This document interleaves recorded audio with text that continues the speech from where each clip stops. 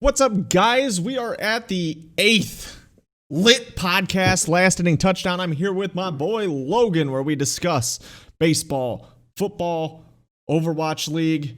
We do it all here. We are the Elite Podcast. You can find us on YouTube, Spotify, Google Podcasts, Anchor.fm/Last Inning TD. Also on Twitter, Last Inning TD.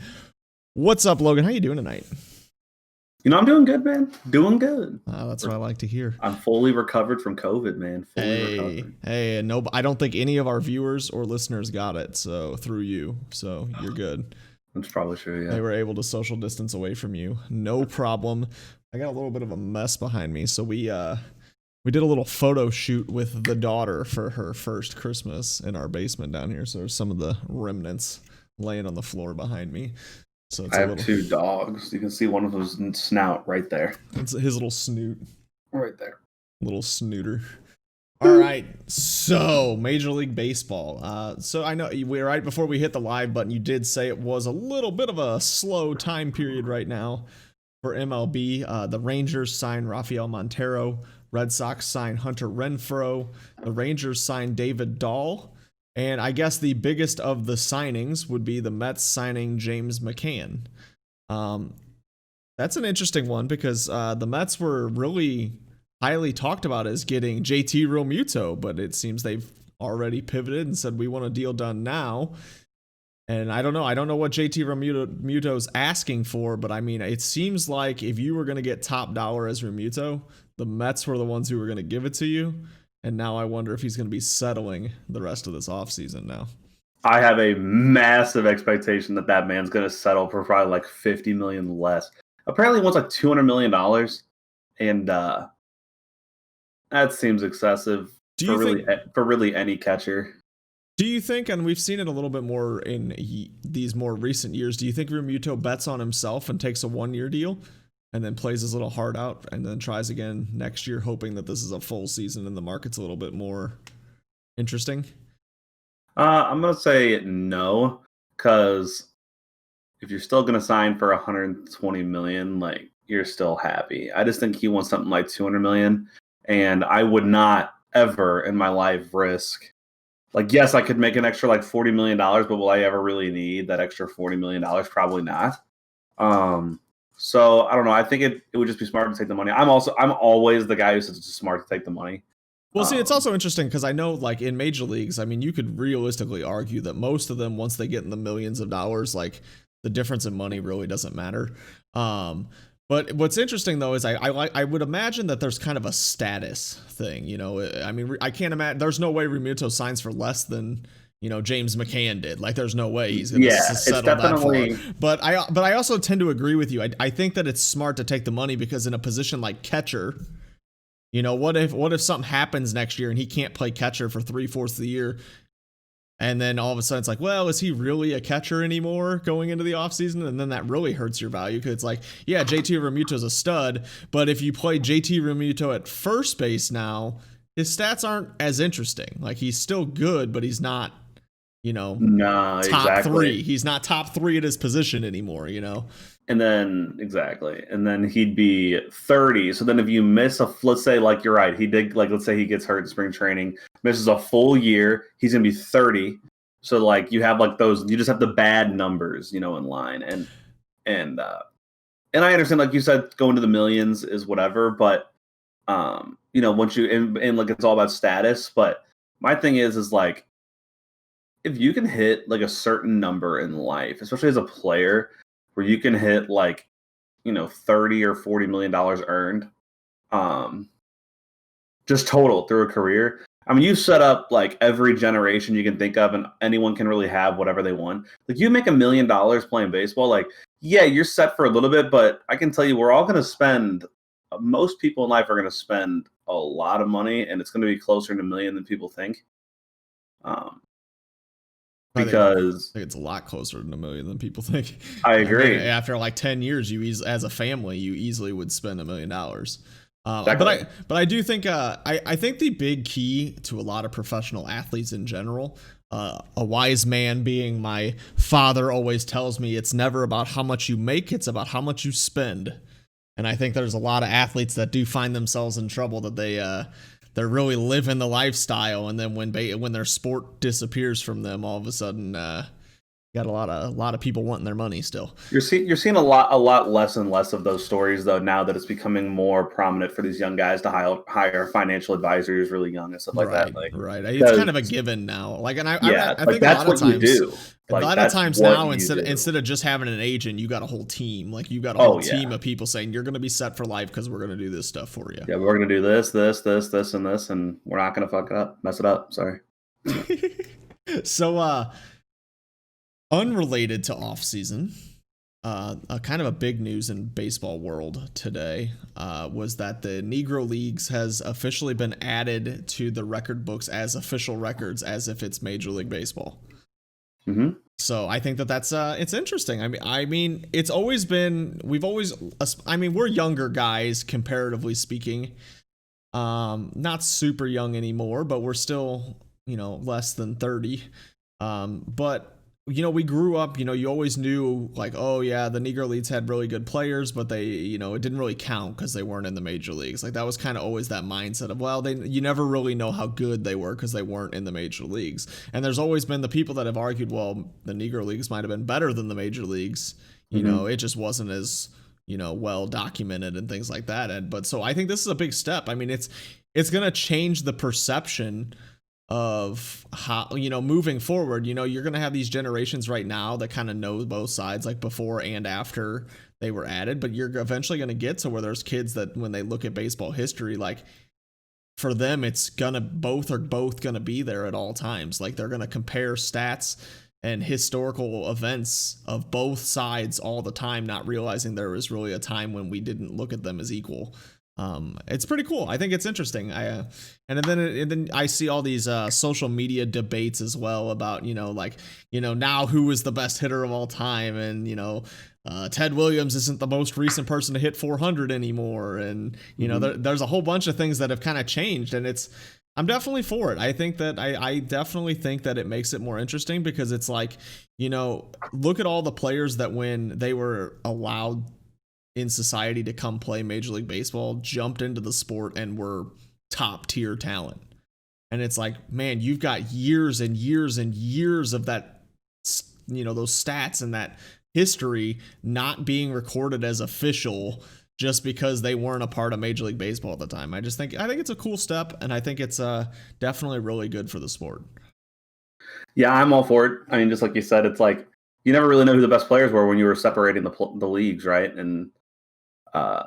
And so it's like you said, you could never really tell. Just because one was called the Major Leagues and one was called the Negro Leagues doesn't mean that the Negro Leagues didn't have better overall competition. You just never really knew. So, and there were the two pro leagues, and it makes sense to put them, right alongside the record books, because people always argue about, old school records because of how guys used to pitch every day. So like the innings records are hard to beat and stuff like that, or impossible now. And so there's really no point if you're going to keep one of them not to keep all of them, right? So, and I think it's also interesting too, because now you got guys like Jackie Robinson and like that played in both, and now both league stats are going to become official stats for them. It's not just what they did in the major leagues anymore. And then, what's interesting though is that instantly makes me then think about like a guy like Ichiro, who came over and had a Hall of Fame career after having a Hall of Fame career. It's like crazy. And how many people, are we unaware of that, kind of would have had something similar with the Negro Leagues if it was available to them? Like, how many of those guys were Hall of Famers for the Negro Leagues and could have easily came over and then just become Hall of Famers for Major League Baseball too? Yeah, just dominated Major League Baseball. Yeah, I'm very interested to learn more about it, because I do feel like when they were separated, there was no like, I don't want to say, I don't know any other way to word it except there was no reason to know those stats. Like, they didn't give you, when it's kind of like knowing someone's minor league stats. Like, that's how they made it appear for the longest time. Like, yeah, it was there, but it didn't really count. And now it's like, man, I kind of want to dig into it and see how many of these guys are even better than we thought now that we add these other years to their statistics.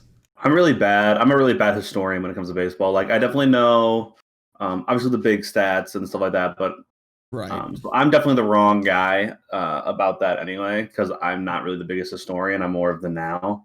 Well, I And definitely it's feel not that. just with baseball; it's with every sport. So I'm not like because generations change, talent changes. You know, the overall ability of players change, the overall focus on how to do things changes. You know, like things that we were doing in high school were things that people didn't even know to do back then. So I don't know. I've always been a really poor historian, and that's on me. But it's exciting to put them all in the record books because if they were both professional leagues, and there's no point separating them, and just it's you know Yeah, it and makes sense. It I, makes sense in my opinion. and I So definitely feel that comment that you're saying too, though, because it's like, on the other side of it, it's like think about all the players that we watched growing up that have disappeared now in baseball time, like because they're not Hall of Famers, they're not, they were great players and we loved watching them grow up. But then all of a sudden you hear the name and you're just like, oh yeah, I forgot about that guy. It's like, so I definitely understand. I mean, there's just so much history. It's really hard to be a true historian for I mean, the a Cardinals sport. built a team full of in the mid 2000s, full of just near Hall of Famers, but only one really or two true Hall of Famers. With when you had guys, in the mid 2000s of Edmonds, Roland, Pujols, Holiday, Chris Carpenter, Adam Wainwright, Yadier Molina. It's like only two of those guys are going to make it.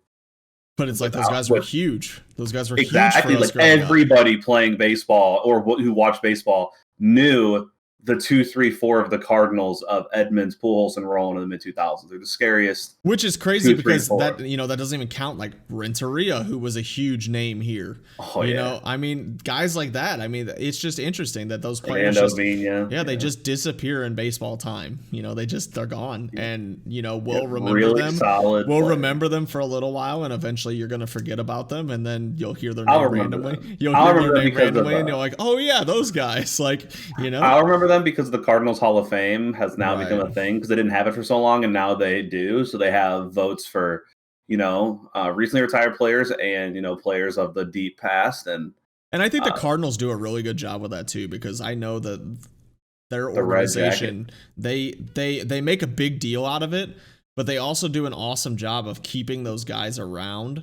And they're involved with the team. They're creating that culture in the young players. They're showing them and teaching them the history of what it means to be on a Cardinals team. I think that they do a really good job at keeping those people around I and agree. really influencing their I agree. The generations. family aspect of having guys like Gibson around for so long that he was even talking to Flaherty, and Flaherty's trying to learn that mindset that everyone knew that Gibson had, right? Because Right. that's pretty much what he was. He was just a guy with a crazy mindset. And you have guys like Willie McGee, the fastest player in the guy who stole more bases than anyone could even imagine, is still around teaching the Cardinals in a sport that no longer runs. The Cardinals run way more than anybody else that I know. I mean, I don't know about way more, but I know they run just as much as anybody else in baseball now. Schilt likes to run with anybody. Jose Martinez stole, I think, 10 bases for the Cardinals 2 years ago.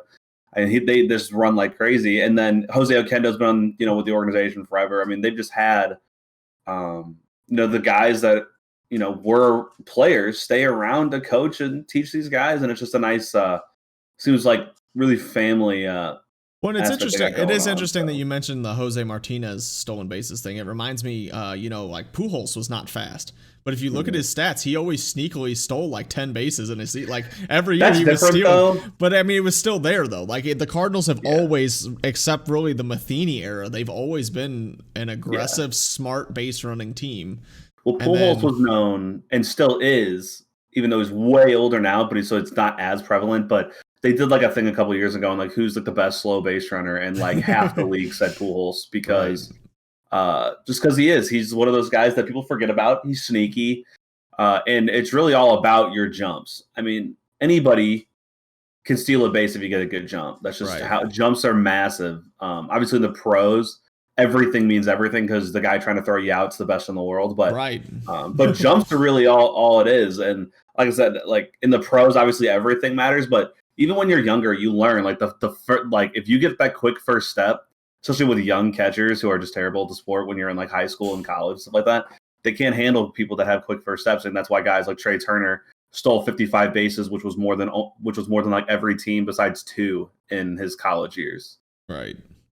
Random stat, yeah. His freshman year, he stole more bases than every team besides 2 by himself. And then he got thrown out stealing home against North Carolina, and he was safe by 5 feet, but college refs, lulls, umps. Something. It was rough. It's hilarious. You should see it. So there's a off-season name that I've heard flying around here lately that I think is kind of interesting. Good old Jackie Bradley Jr. is on the trade block, and I feel like he's one of those guys that kind of could fit on just about any team. I mean, he's a solid all-around player. And I'm just interested. I'm trying to think of where do I think Jackie Bradley Jr. is going to end up this year. I think that the first step is, what does Boston want for Jackie Bradley Jr.? But who do you see as players for Jackie Bradley Jr.? I'm kind of curious. I'm trying to think here. Where do I think Jackie Bradley Jr. could end up? I could see him for some reason the Cubs and the Phillies are standing out to me in my head, like real fast here. Cubs and Phillies stand out to be actual players. Cardinals could be players, and like if he goes like all the way to the trade deadline, because the Cardinals are a team that's going to be around and they're going to be good, but we don't know how our outfield's going to be because we're going to be stuck with Fowler, Bader, and Carlson and O'Neill. And I'm not saying I don't believe in those guys. I actually have a good amount of faith after how Fowler's played the last couple of years, and a guy like Bader and Carlson's end of the year. But if any of those guys really underperform, I can see the Cardinals trying to do something if they're close. Phillies are always players, especially after they just signed the new guy to be the president of baseball. Well, and so that's GM. And the interesting thing about that too. You're right. JBJ could be on any team. So, but with the Cubs and the Phillies, both front offices have experience with Boston, so they truly understand the value.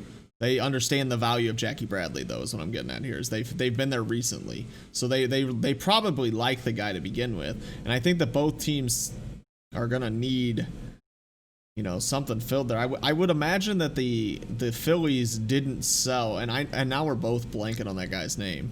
The guy the Phillies signed as their GM. You didn't sign him and say, hey, you know what? Why don't you come on in and we're going to just sit here with Bryce Harper and not make any moves. Like, we don't want you to actually do anything. We just want you to have Bryce Harper.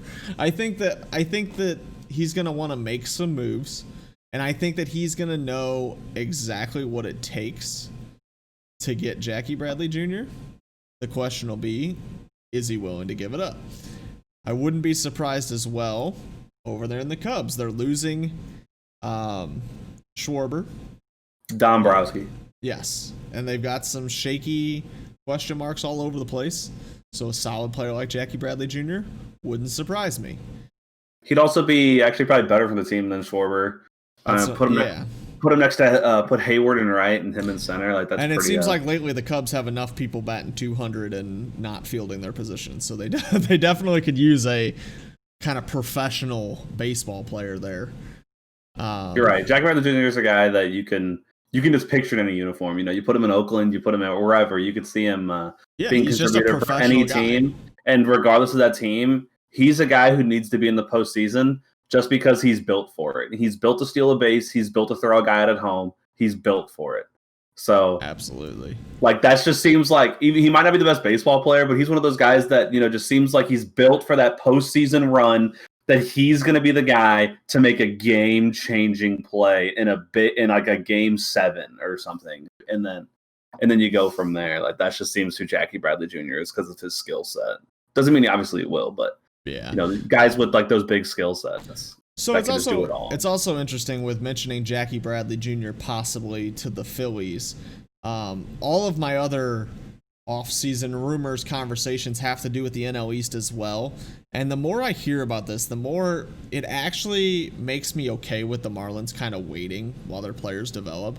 Because it's like if the Marlins go all in and kind of stunt the growth of some of these players to try and go all in, you're an entire division of teams that's going all in right now, and only so many people can make it. Like, only so many teams from one division that are playing each other all the time can truly be successful.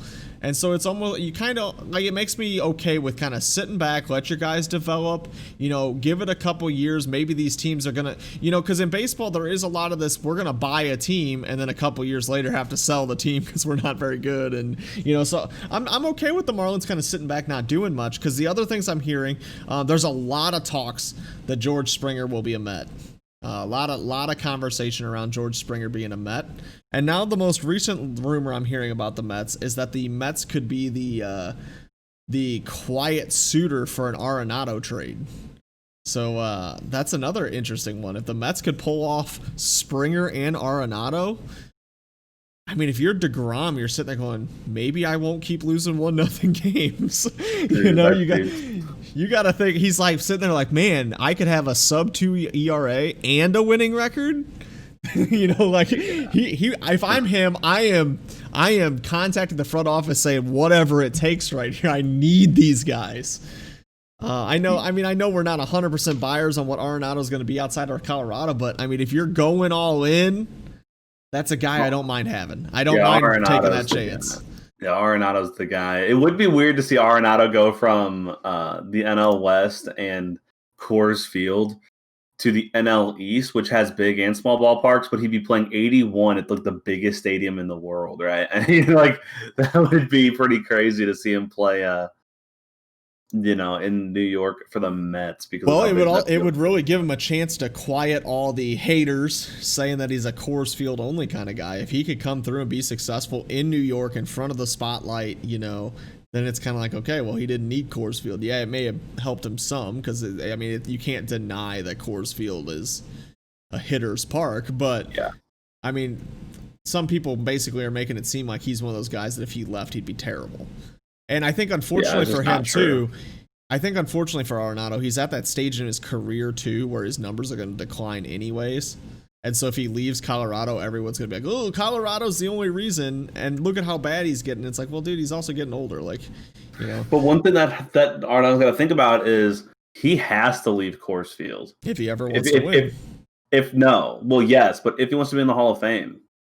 Hall of Fame voters hate players that play in Colorado. They do. They absolutely do. But you also, man, but how do you deny how? I mean, Coors Field didn't make him the greatest third baseman of all time. Basically, I mean, that guy makes plays that are absolutely insane. But you're not going to put a guy in the Hall of Fame for his defense. Ask Omar Vizquel, right? So, well, Omar Vizquel also beats his wife. So yeah, but we're not. but what I'm saying is allegedly. Yeah, well, clearly the White Sox fight him for a reason. But yeah, Omar Vizquel has a lot of outside problems, which Hall of Fame does take character into play. Some people I don't believe know that Hall of Fame takes character into play.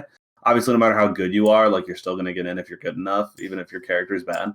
But Omar Vizquel is one of those guys that is arguably the greatest defensive player of all time. But could you argue that, yes, Coors Field's made him better, but yet his stats were still pretty solid offensively, and he was the greatest fielder of all time? Because Omar Vizquel was very lacking a lot of times in that offensive department, and he played in a time period that was like all steroids and offense, and that's when he was really he played for 24 years. He did play for freaking ever, but no, I'm not taking anything away from Arenado. I mean, I think Arenado is I think regardless of what happens with the rest of his career, he will be a very interesting guy to talk about when it comes retirement and that Hall of Fame talk. Obviously, if he dies and never plays another game, then maybe not. But I think it'll be interesting when we get to that conversation with him, because he is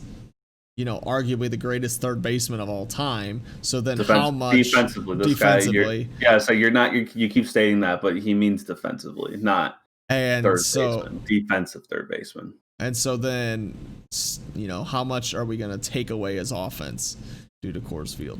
Speaking of greatest defensive players of all time, it came out today, or not today. I don't know why I said today. I read it today, that Marcell Ozuna has claimed he is an outfielder, not a DH, and that he is prepared to play outfield somewhere, and that basically he is saying that it was an adjustment to play corner outfields and he's learned from it and blah blah blah blah blah.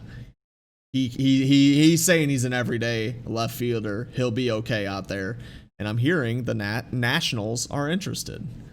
So, well, any team should be interested regardless because you can live with 1 year because the NL is going to go to the DH most likely in 2021. I really thought they were going this year.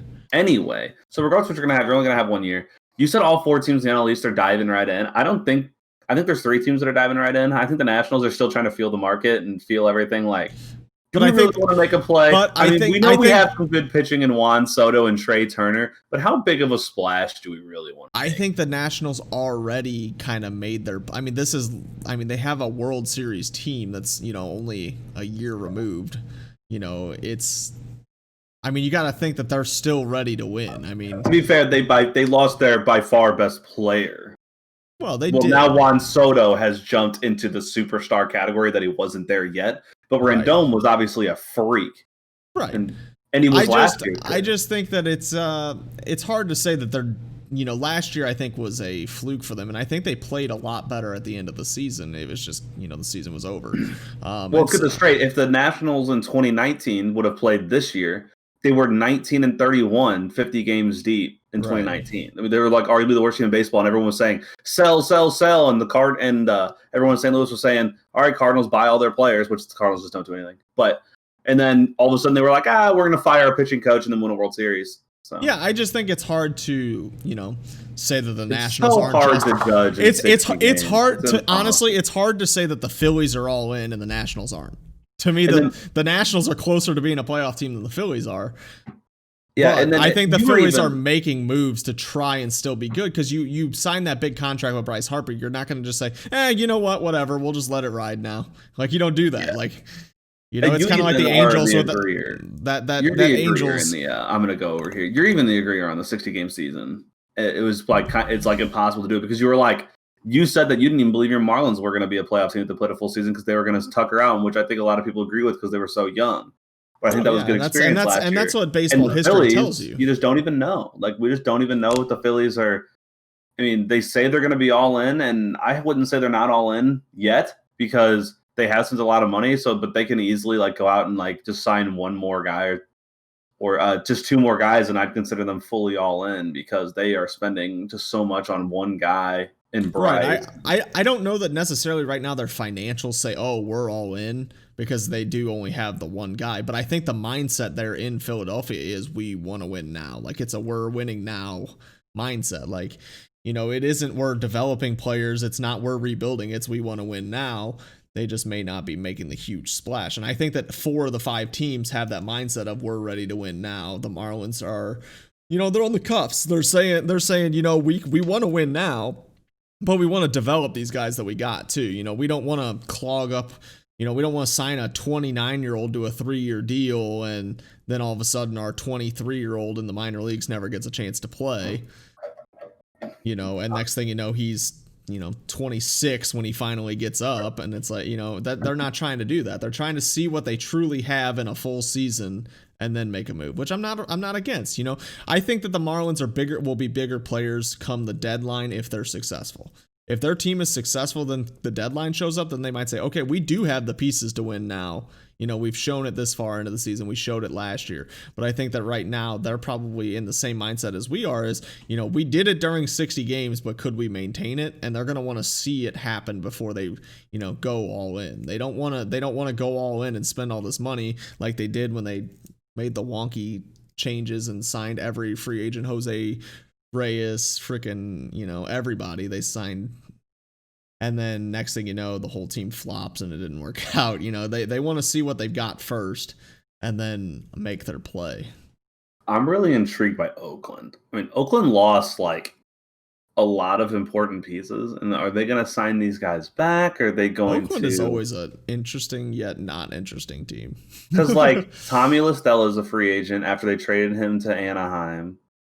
Liam Hendricks is a free agent. Marcus Semion's a free agent. Mike Fiers is a free agent. Yusmeiro Petit is a free agent. I'd be surprised if they sign any of these guys. It's just crazy. That's just a lot of guys they're losing. Oh, yeah, absolutely.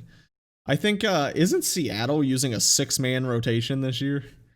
All I know I is think the that's Cardinals traded Marcus Gonzalez for Tyler O'Neill, and I'm still hoping that works out for us because it seems to really work out for Seattle. The Cardinals are the pros at making trades for the really big guys that work out incredibly well, so that's a really good like reputation to have. You know, we traded for Matt Holliday and didn't really lose like we lost Dan Herron, but Dan Herron was that like it didn't matter. And then they traded for Goldie, and that's worked out because Luke Weaver is absolutely garbage and Carson Kelly is not impressive, and that's really all they gave up for him. What? They got Mark Mulder. Oh, wait, never mind. Yeah. He was terrible. He was terrible. His arm died the second he got traded to St. Louis, so that sucks. But I mean, but that's still, you know, I'd take 2 out of 3 in those. Right, I know. And I had to give you a little trouble there. But they tend to do well in the big trades. You know what they do horrible in is in the small trades where they just trade Cleveland all their good prospects and get nothing in return.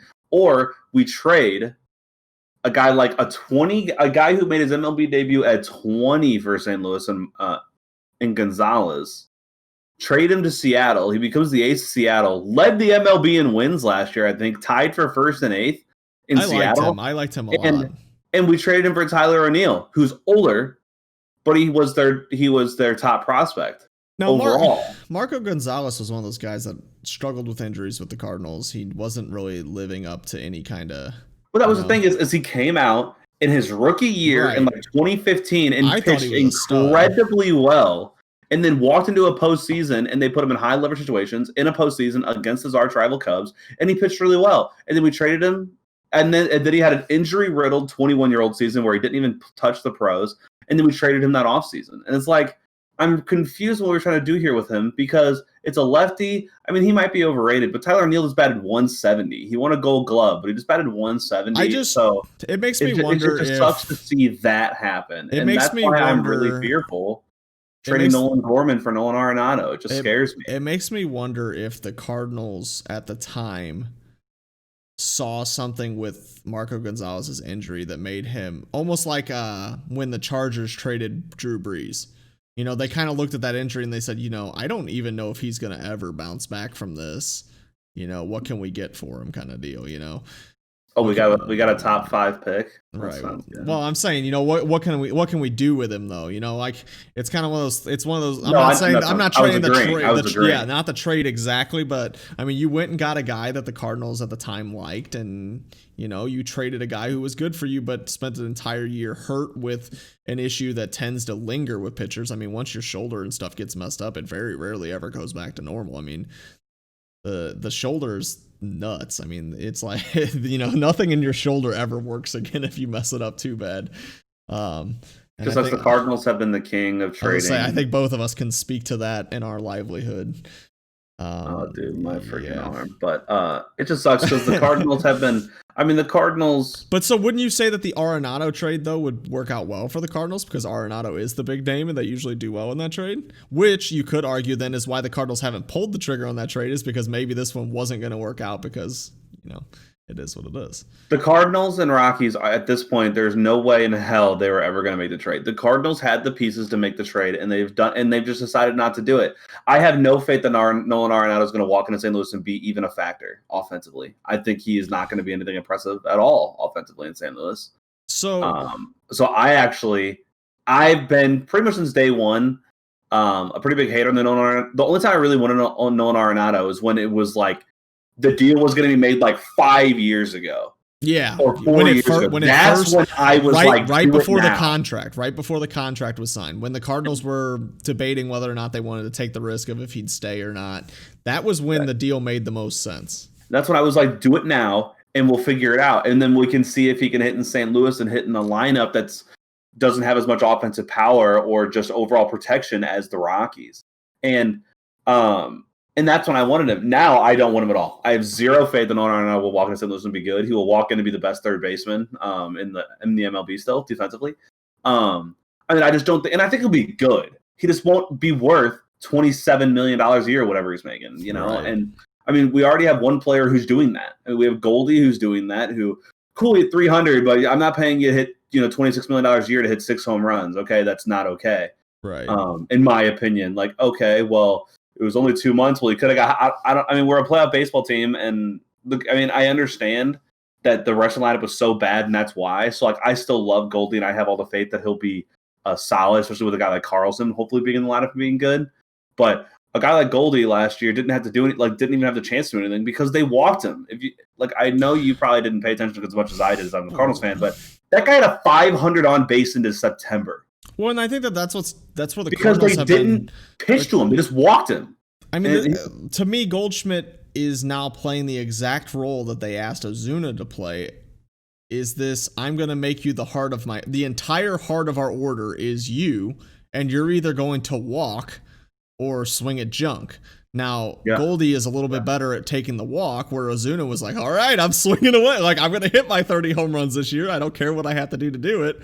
You know, but I mean, I think that's what the Cardinals have really done a disservice to these guys that they're bringing in is, you know, you're asking one player to carry your offensive load while the rest of your team is so streaky and so struggling. Which is hilarious because when they proved that they were the best team in the world on a repeated, or arguably the best team in the world on a repeated basis, all they had was just more power than you could believe. I mean, there was one year that Pujols, Edmonds, and Roland finished second, third, and fourth in the MVP. 3 guys off one team finished second, third, and fourth in the MVP. Right. That is bonkers. It's not even possible to happen. Bonkers. It's not even possible to happen. And so they gave a guy like Pujols, who was to be fair, the greatest hitter, the greatest 11 years in baseball history. They gave him more protection you could ever even imagine with guys like Roland, Edmonds, and Holiday. And then you give a guy like Goldschmidt, and you go, okay, we're going to bat Brad Miller behind you. That was literally our 4-hitter for the most games last year was Brad Miller, who did lead the club in home runs, surprisingly. But I think that Brad Miller is your classic example of, for whatever reason, baseball's always had this mindset that, like, when you are not a established major leaguer, we're going to throw you fastballs down the middle. And I've never really understood that mindset. Well, Brad Miller is an established major leaguer, though. He's an established minor leaguer, but you know, it is what it is. But I think that there's always that weird struggle in Major League Baseball when the players that have not been seen as much, they like to just throw these, I'm going to challenge you fastball. See if you can hit my fastball. And it's like, dude, at this point, everyone can hit a fastball. Like, baseball is 99% fastball. You know, and so I don't know. It's just interesting. The other thing, speaking of teams that have done really well in trades, kind of the opposite of what we were talking about before, the Tampa Bay Rays are the finesse kings of trades. They constantly trade their best pitcher to someone for amazing prospects. That best pitcher's terrible for the other people. And then all those prospects develop, it seems like. And obviously we know Blake Snell is on the market. So I've come up with exactly how I would handle the Blake Snell market if I was a GM. I think this is the smartest thing you could do. I would call up the Rays and I would say, you can have anyone in my farm system. Who do you want?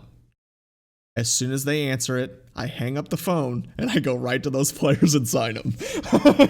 I extend all of those players that they just told me because the Rays hit every single time on those guys they trade. Cute. That is what I would do. I would go, you can have anybody you want for Blake Snell. And as soon as he tells me who he wants, I hang up the phone and I say, hey, let's extend all of these guys. Yeah, we're just going to give this guy a $50 million contract. Like, the dude's in Double-A. He's going to make it, dude. I promise. The Rays said he's good. The Rays wanted him. And everyone's just like, oh. And then the Cardinals made a trade with the Rays last offseason. Do you know what that trade was? Tommy Pham. No, that was a couple of years ago. Randy Arozarena and Jose Martinez to the Tampa Bay Rays. Do you know who was traded for? Yeah, that pitcher, dude. Matthew Liberatore. Yeah. So they were making fun of on MLB Network. What's his name? Totally Randy. No, they were making fun of one of the hosts on MLB Network because he pronounced Arozarena wrong. And so basically by making fun of him, they said someone had tweeted at the show saying that next year the Rays were renaming Tropicana. They were going to call it the Rays Arena because that was very similar to how he mispronounced his name. So they were going to call it the Rays Arena. Rays Arena. That's fun. That dude had The Randy Arena. That guy had a pretty good postseason, I'd say. He did, absolutely. You know what's really funny? And this is going to be kind of an idiotic story. So I always joke when a young player on a team who, works their way through the minor league system and they're in their like mid-20s makes a mistake. I just say they just need to start over somewhere else. And in 2019, when the Cardinals were fighting for a division win, a Rosarina going for a walk-off win tripped halfway down the third base line and got tagged out, and the Cardinals lost it in the 10th. And I go, Cardinals need to trade this guy. They just need to trade him and get him out of here. He played in the minor leagues for 8 years for us. Gets his chance and falls down. They didn't trade him, and then he becomes a sweetheart of the Tampa Bay Rays. They build him up. They bat him third because I don't know what they're doing, and then it works. It's the Rays. And then it works because they batted him third. And he just roasts every pitch because, just like you said, no one's faced this guy. I'm just going to throw him bell-type fastballs and say, can you hit me? And he said, yeah, I'm going to hit 400 and hit 9 postseason home runs. And then people are going to say, oh, it's because the Rays played more games. But they didn't. When he broke a lot of David Freese's records and he played just as many, they played like an equal amount of games. So I was very proud of myself. MLB Network, they did a trivia question from 2020, and I knew the answer to it. Come on, baby. I am 99% sure you know the answer to this as well. It's actually pretty obvious. Oh no! If you already you either have seen this and already know it. Oh no! Or you may not. So it basically the trivia question was, who was the only MLB player to play more than 60 games last year? Only one player played more than 60 games last year? Yes. Oh shit. Played more than 60 games. Only one in the regular season? In the regular season. In the what? In the regular season. Oh no. Only one player. Well, there's only a 60 game season, so one player played more than 60 games.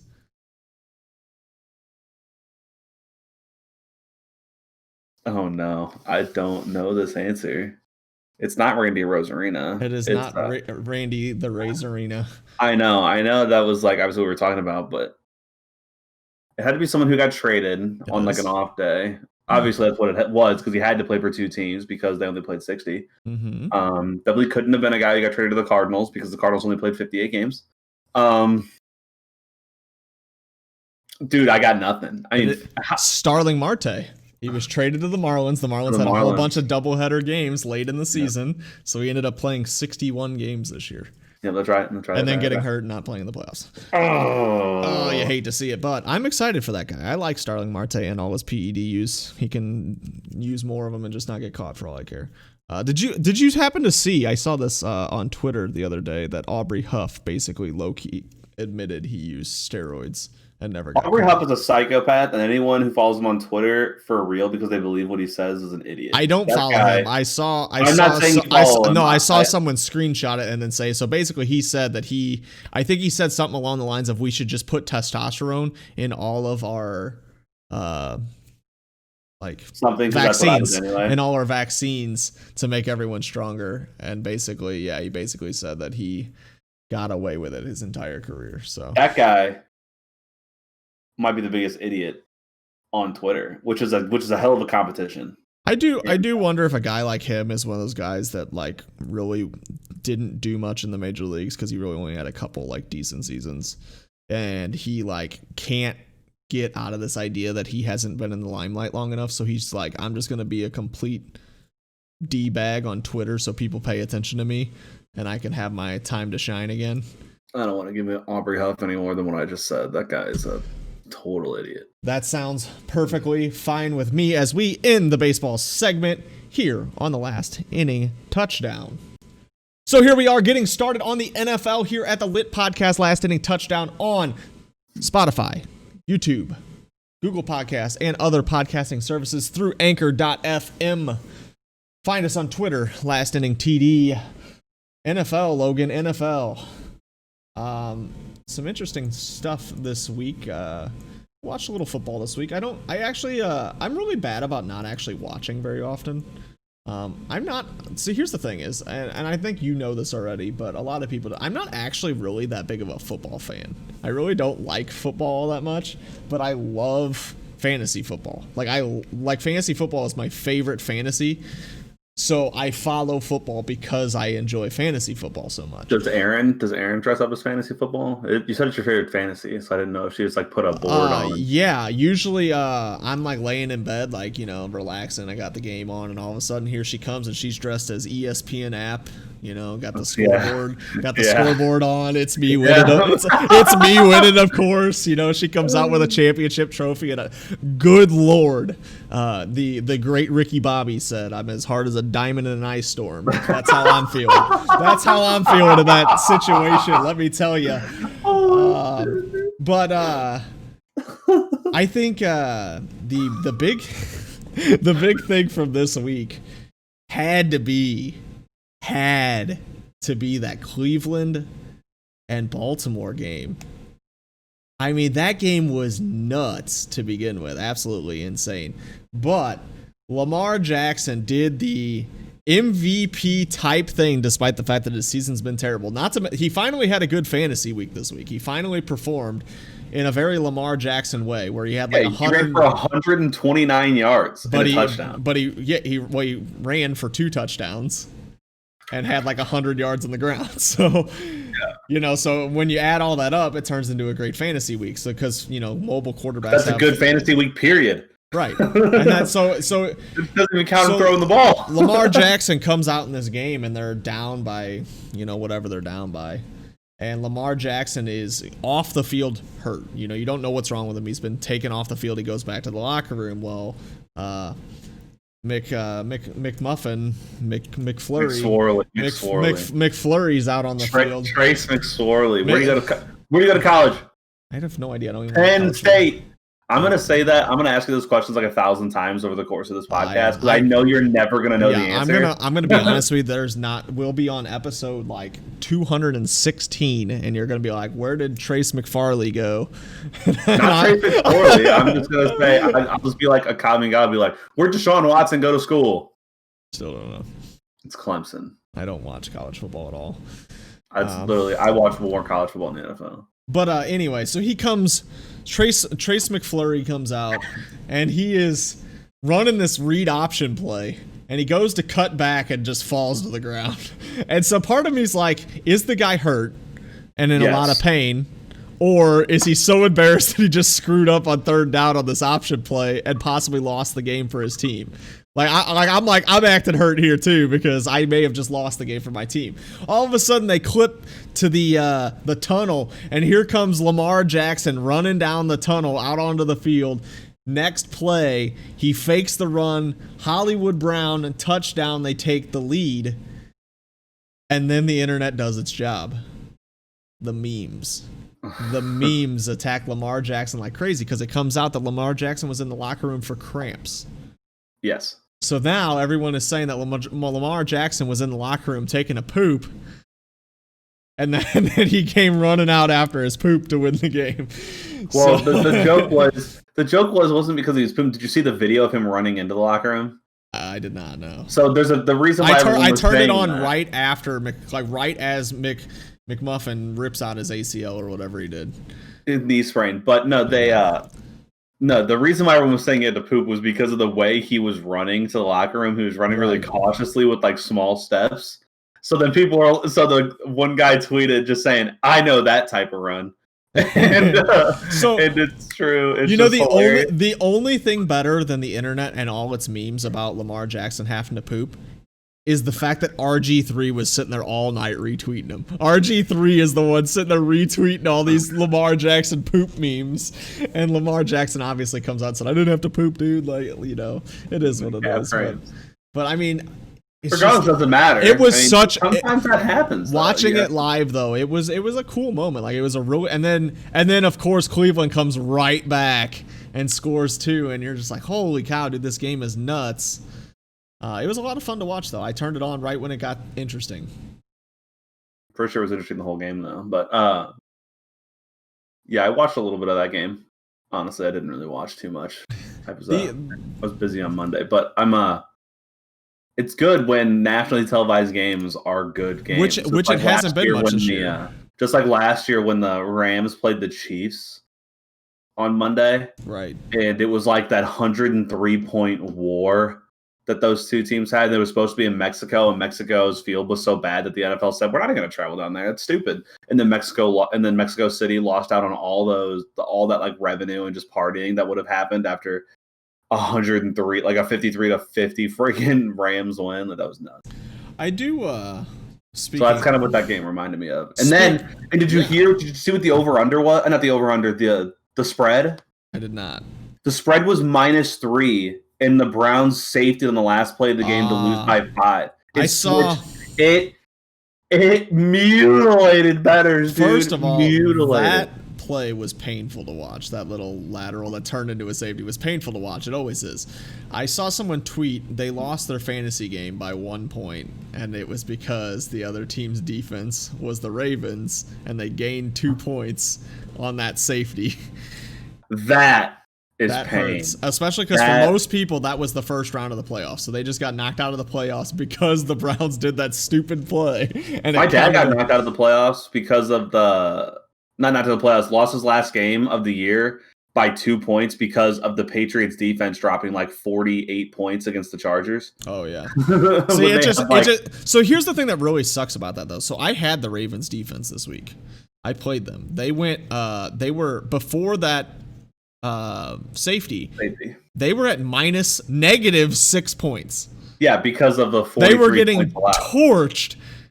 And so, like, if you think about that as you lost by 1 point because the team went -4 instead of -6, I would be heated. Yeah, that's different than what happened to my dad, yeah. where but I would be heated. Where the Patriots defense scored like 48 points or whatever it was in his league, because his league's a high scoring league. Yeah. Oh my god, they just give out points.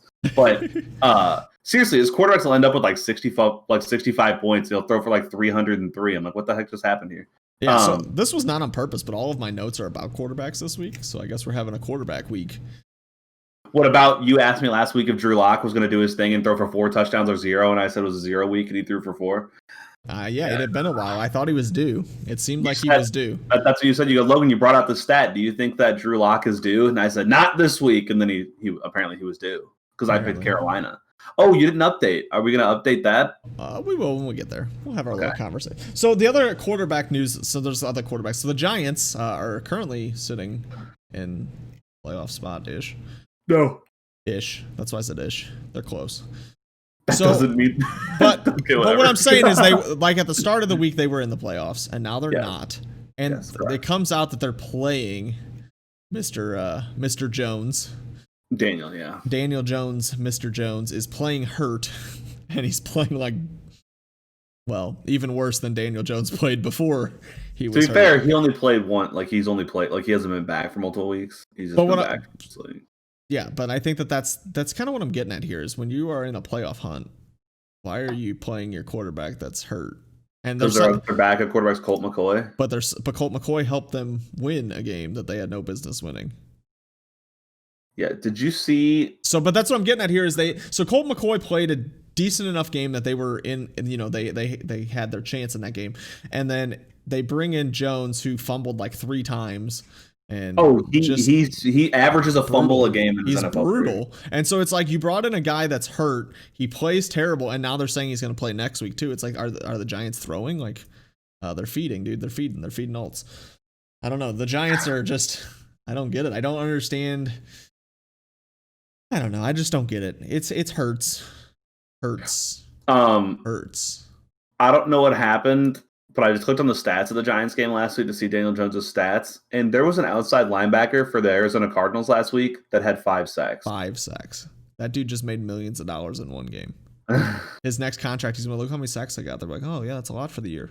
He's like, yeah, I had 10 sacks this year. It's like, because that's what he's got right now. He's like, I'm going to finish the year at 12.5 sacks. He's like, yeah, dude, I'm a stud. It's like, I did half my season's production in a week. Right. I'm about to pick up whoever's playing the Giants this week for my defense, just so one guy can get 6. Colt McCoy did play. He went 2 for 3 for 18 yards. See, he's obviously the play. How do you lose a game by 19 and only throw the ball 24 times? Suck. Wait. They ran less than 40 plays? They suck. 24. They ran 41 plays. I can't do math. Fudge. Come on. Do That's math. nuts. 41 plays. That's a bad offense. Well, it is. And an offense that looked a lot better because that offense hurts. A different offense that hurts for a different reason. Are you really complimenting Colt McCoy? No, what I'm saying is they were at least competitive in a game with Colt McCoy as the quarterback. So the Seattle Seahawks are allowing an NFL record amount of passing yards. And Colt McCoy throws for 105 yards with a touchdown and a pick, and you said that they did win a game they had no business winning. They won, though. 105 they against won. the worst passing they defense won. in the history they of the won. NFL. I have full faith that Daniel Jones was playing better than Colt McCoy that game, but they did win. They won. That's correct. And then got murdered by an inferior team. No. The Seahawks are better than Arizona. I know. But Jalen Hurts. Okay. The conversation of things that hurt. Jalen Hurts came out and played the Saints defense, who was the number one defense in every aspect. Yep. Number one defense against the run, against the pass, against, everything. And he actually played pretty well. He played a very Lamar Jackson style game. Yeah, he played Lamar Jackson style. A ton of passing yards, but he did it, and the Eagles won a game because of it. Yeah. I mean, it's pretty impressive. I think that, I guess the idea that Hurts was going to be able to get away from all the people that Carson Wentz couldn't, maybe there's some fact to that. He had 18 carries, dude. He ran for like 100 yards. I know. Well, I'm saying that's crazy for Hurts to run the ball 18 times, and he is not going to survive in the NFL running the football 18 times. Well, I don't think, but I think the way the Eagles look at it is we don't need him to survive. We just need him to be the quarterback until next year. We can put Wentz back in. It's hilarious though. Is they have win this week and both the Giants and the other guys lose. Yeah, I mean it's interesting that division's so bad that you never know what's going to happen. So I do wonder though, are we going to see more of these Lamar Jackson style quarterbacks in the NFL? Because I know for a long time the conversation was always like these running backs that are these quarterbacks, you see that a lot in college where the quarterbacks just run all over the place. But then they always say oh, you can't do that and you can't do that in the NFL. The NFL guys will catch you and you'll get smoked. And it's like, well, I mean, it is working for some people. But Lamar Jackson's a little different because I don't want to put Jalen Hurts in Lamar Jackson's category because Lamar Jackson is unbelievably fast. And Jalen Hurts is not unbelievably fast. But I don't think so. I really don't. Even though, there is going to be a guy who's going to walk around and run like Lamar Jackson. He's going to throw the ball, I don't know how to compare him to, but throw the ball like a Stafford and run like Lamar Jackson. And it's going to be like a revolutionary thing because no people are going to be struggling how to stop them. Yes, I know I compare him to Stafford because I didn't want to say Patrick Mahomes, that'd be stupid to have a guy that fast and be Patrick Mahomes. So I don't know if that's going to happen. But you're already seeing it. They're not all Lamar Jackson / Michael Vick styles, right? You're already seeing it though. The average quarterback that's like the top end, they tend to have mobility. Patrick Mahomes, Aaron Rodgers, they run well when they need to run, and that's just how it's going to work. You're not going to see the Bradys and Mannings and Breezes and guys that literally just don't run anymore because that's not how the NFL is going to work. And I'm going to say a couple of bad names on here, but that's just because that's how guys are now. You have guys like Mitch Trubisky can escape the pocket because he can move. Daniel Jones can move. So guess what? Both those guys were done, drafted incredibly high. Patrick Mahomes drafted incredibly high. Kyler Murray, Justin Herbert can move. Deshaun Watson can move. Are all these guys incredibly fast? No, but they all have good mobility to them. Yeah, the Redskins went weird, the Washington football team went weird. What'd you call them? What do you call them? Oh, whatever I feel like at that moment. The Washington football team, they went weird and drafted a guy who literally can't move in Dwayne Haskins, which is a weird play in current society in the NFL. But that's just how quarterbacks are going to be. Is Lamar Jackson an outlier? Absolutely, because people aren't as fast as Lamar Jackson that play quarterback. Same thing like Michael Vick. People do not run that fast as quarterbacks. And and then for some reason, the guys who are that fast also can't throw a football. I just think it's interesting because the Lamar Jackson style that happened last year, and he hasn't been running as much this year, and you're seeing that Lamar Jackson's just not that great of a quarterback now. But what's interesting about that is, though, this year you've seen Jalen Hurts play a very similar, it's one game, but you've seen a very similar to Lamar Jackson style of playing and be successful. And you also saw Taysom Hill for New Orleans play a very I can't pass the ball, but watch me run all over the place style. I mean, it does seem to be working, but then it does make you wonder just like, is it one of those gimmicks that for whatever reason the NFL takes several weeks to figure out, and the next thing you know, that guy's going to be done? And you mean like when Lamar Jackson, his rookie year, won 6 games in a row to make the playoffs, and then the Chargers only allowed like 90 yards of offense until the last 5 minutes of the game? Yeah, right. I mean, people are going to figure it out. They literally put in that game, and I'm not saying this is how it's going to work for everybody, because Lamar Jackson, like I said, is an outlier because he's way faster than all these guys.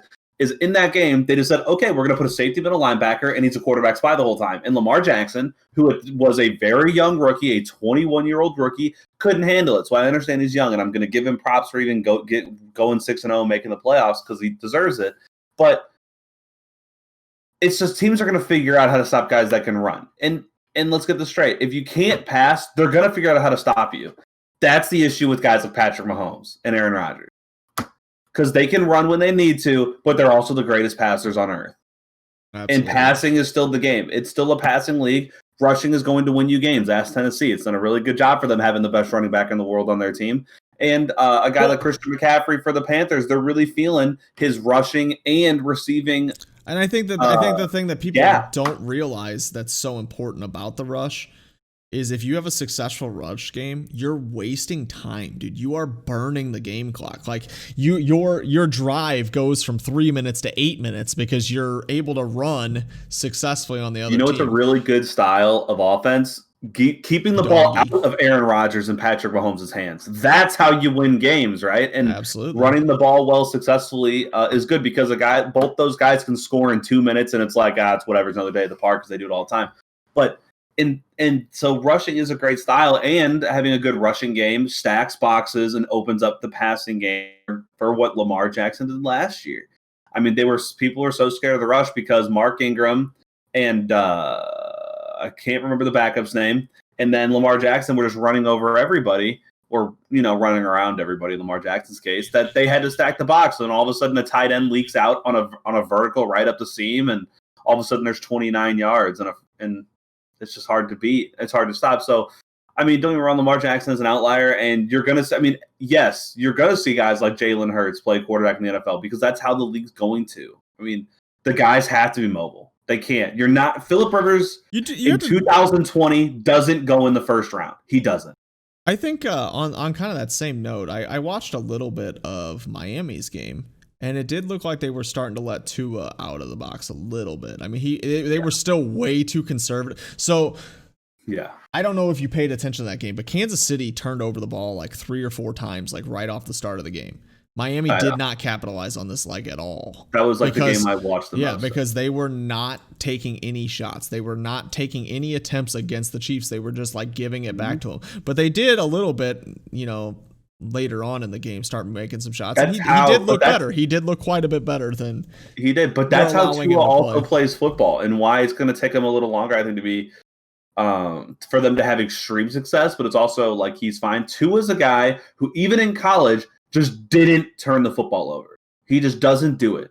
So I mean, he just doesn't try to allow those mistakes to happen, and sometimes that can lead to taking extra sacks or extra throws out of bounds, and that's good. Guys like, Patrick Mahomes and Aaron Rodgers also don't turn the ball over, but sometimes you just got to make the throw. You just have to make the throw. And Tua's rookie, he's learning, and they're taking it very slow, and they don't want him to make mistakes and hurt his confidence. And Miami's winning games, so you can't. I mean, they have got like arguably the best coach in the NFL, and they're winning games and they're dominating. So a lot of teams, and they played and they gave the Chiefs the third best game they gave the Chiefs have had all year. So. Patrick Mahomes actually played really bad early. I mean, they were moving the ball, but like 2 of those picks were just really bad throws. I don't know if you're watching. So like they were both kind of like floater throw. Well, the first one was he just throws a dart at his running back from like a millimeter away, and the second one he just threw a floater to his running back, and he threw it like 12 feet in the air, and he threw it straight to the safety in the background. Yeah, so I don't know. That second one was really bad. I'm like, where's he even throwing this ball to? I mean, this running back is not LeBron James out there. Like, where are you throwing that ball?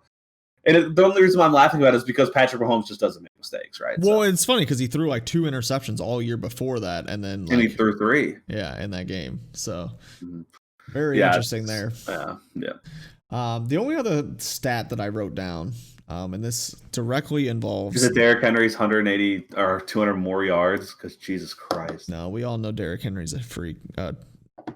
The stat that I wrote down directly impacted a team that I projected to turn their season around. And I did not project them to win this game. I thought that Tampa Bay would win the game. But Minnesota's kicker... Yes, Dan Bailey. I watched that game. Went 0 for 4 on field goals. 0 for 3 with a missed extra point, I think. 0 for 4 on kicking the ball. Yes, I watched him. Tragic. So he's missed 7 kicks in 2 games. One job. He's missed 7 kicks in 2 games. He missed 3 last week. I can miss 7 kicks in 2 games. Yeah. Kicking is clearly might be the most difficult thing to find. They need to go in North American sports. The girl from college. Yeah, she can't handle it because every single kick of hers would get blocked. But yeah, I actually saw a highlight of it. Unfortunately, her kicks are they're incredibly low. I'm really confused by that, by the way. But anyways, kickers literally. This is gonna sound stupid because quarterbacks are hard to find too. Kickers might be the hardest thing to find in North American sports because apparently no one can find them.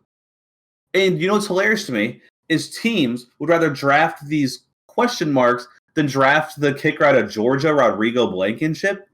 And I know kickers because I like kickers. Rodrigo Blankenship out of Georgia was really good all 4 years. He had a really down sophomore year, but was still overall all 4 years. He's got the goggles. And guess what? In his rookie year, goes undrafted. 3 kickers were drafted. He went undrafted even though he went up for the Kicker of the Year award all 4 years. And guess what he did? He broke the Colts point record, and he makes next to every. The dude just exactly he's popping off. He just doesn't fail. I heard he builds Legos too. What? Heard he builds Legos too. Like he's got a pretty extravagant Lego set. Does he really? That's kind what of funny. Heard. Yeah, Rodrigo Blankenship, big fan. It's just weird that I don't know. Kickers seem to be hard to come by, and kickers. The thing that happens with kickers is, and this happens in multiple sports, is a player in baseball or whatever, they get the yips, right? And you try to have to come out of the yips, and kind of like a closer. Exactly, you get the yips. Rick Ankiel got the yips, and that ended his pitching career. But he wound up making it back as an outfielder. But you get the yips, and you can't figure it out. And kickers have so little time to figure out the yips because they affect every game more than anyone wants to give them credit for. Like, it changed their entire game plan. The Vikings, because he missed 3 field goals and an extra point, later in the game, had another regular field goal attempt that they didn't take. It was like a 41-yard field goal, and they went for it on 4th down.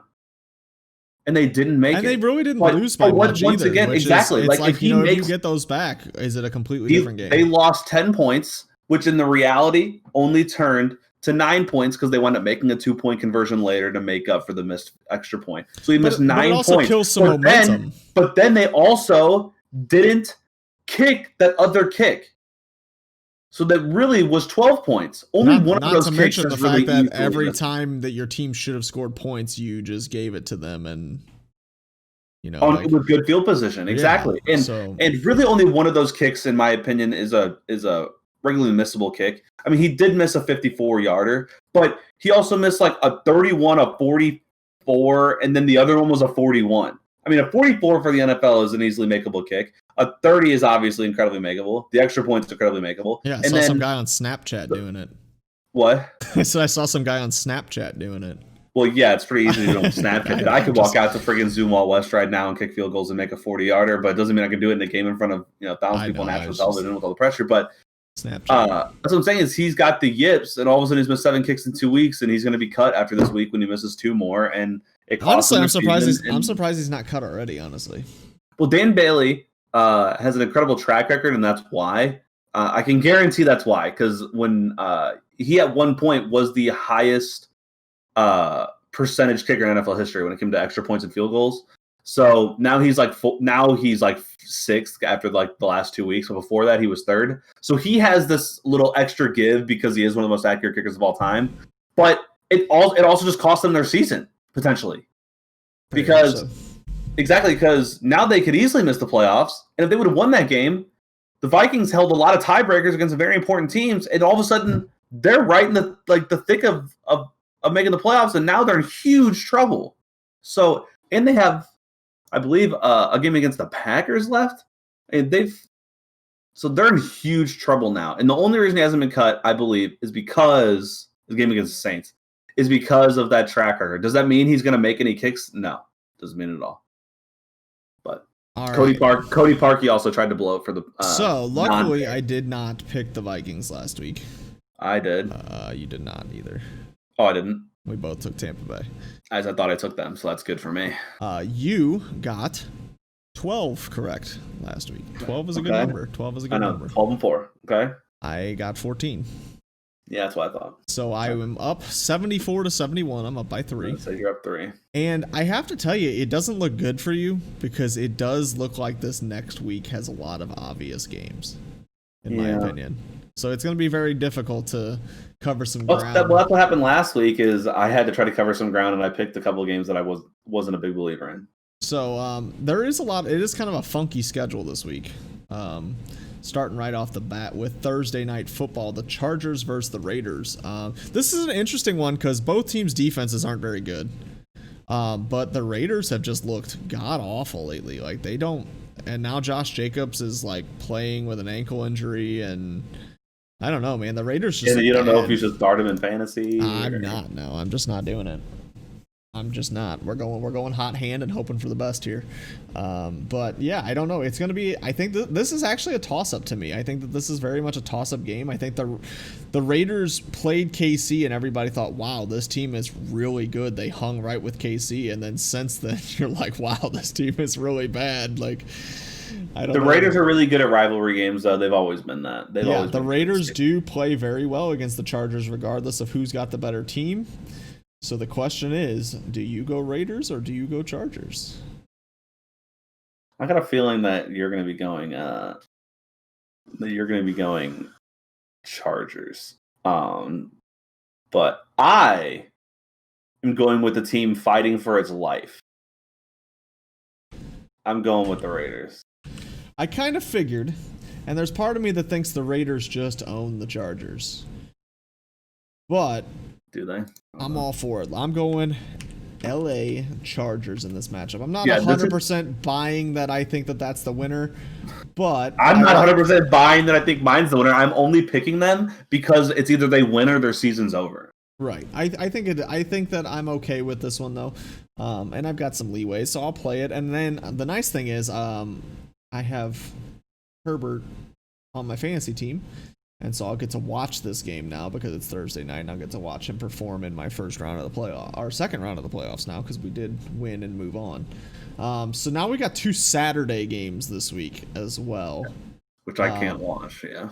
Buffalo is playing Denver.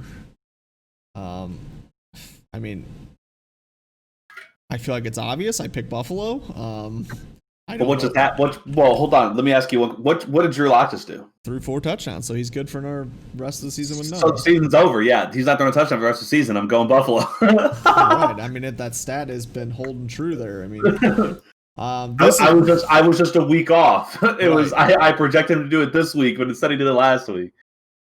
So Carolina at Green Bay. Christian McCaffrey still not expected to play. Even if he did, I don't know how much that would matter. Aaron Rodgers is playing out of his mind. He's got one pick, right? So Green Bay it is for me. Yeah, Green Bay. I think that's a given there. This one's a little interesting. New England at Miami. I think this one's interesting because if Tua plays, we all know Bill Belichick owns rookie quarterbacks. I assume Tua's playing.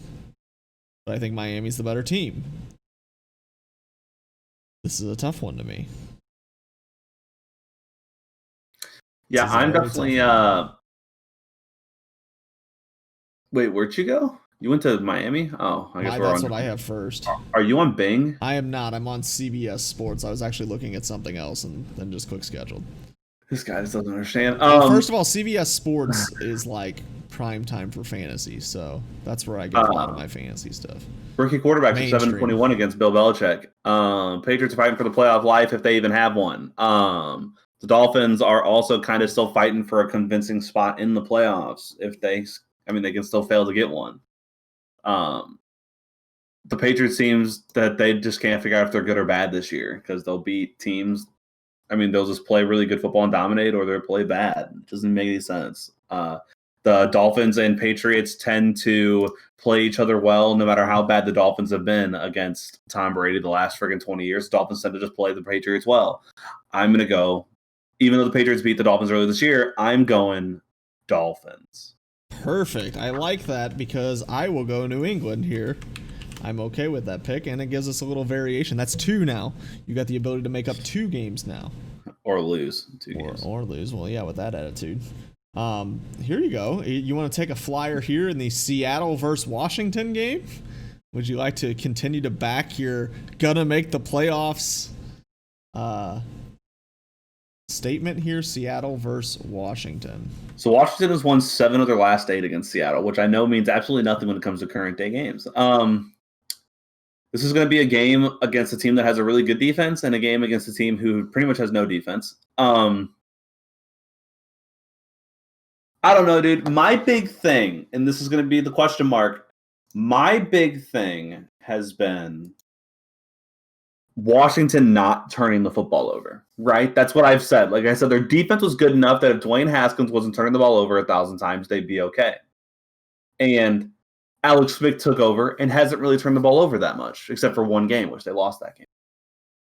And Alex Smith is questionable because the leg that he broke into a million pieces has a calf strain. Did you also see the video of him just leaking blood out of his non-broken leg? I did not.